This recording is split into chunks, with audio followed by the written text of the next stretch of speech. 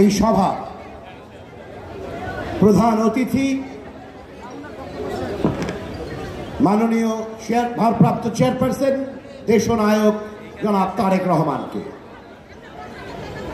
এখানে উপস্থিত আছেন সম্মানিত উদ্বোধক, সম্মানিত মহাসচিব এ মাটির কৃতি সন্তান জনাব মির্জা ফখরুল ইসলাম আলমগীর। উপস্থিত আছেন প্রধান বক্তা বিএনপির সম্মানিত ভাইস চেয়ারম্যান জনাব শামসুজ্জামান দুদু।